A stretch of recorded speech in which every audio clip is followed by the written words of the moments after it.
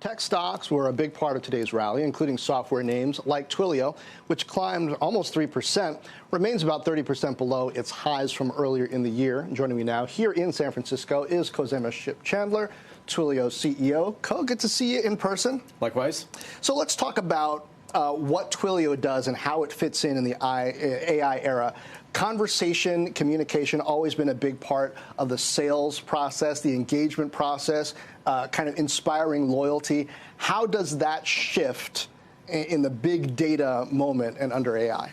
I don't think it necessarily shifts. I think what happens is that to unlock every one of these amazing consumer experiences that folks like you and I want, what you have to have is communications plus contextual data.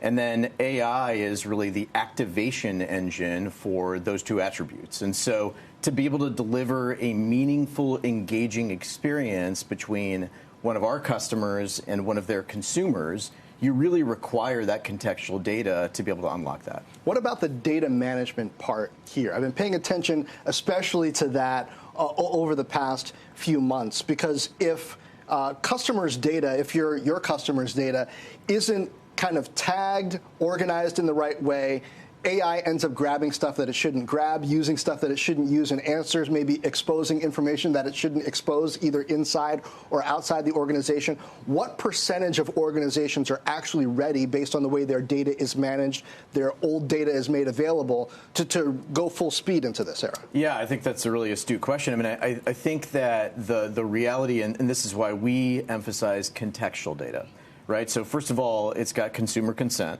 So consumers are interacting with data that they've actually consented to give to companies that we do business with, number one. Number two, it's contextual in that it's reached into the various data warehouses that companies organize around. And then, we're lucky in that we have a customer data platform. Customer data platforms, what they do is they actually go and grab all of the relevant bits of data. And so the LLM in these cases, it's really serving as activation. It's not going out and grabbing all of the irrelevant pieces of data and information, but instead it's super focused on the brand and what the brand knows about you as an individual to be able to power that next interaction. Let's talk about Twilio's efficiency. You had an investor day a few weeks ago. Investors were pretty excited about not just what you've been able to achieve cash flow and margin-wise now, but what you're projecting.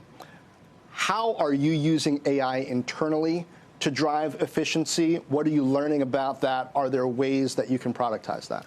Yeah, I'll give you two examples. The first is that we're using it in our customer support environment, right? So historically, we would have human agents, right, interact with all of the various inquiries that came into our customer support line. Today, greater than 75% of those get deflected by using an AI agent up front.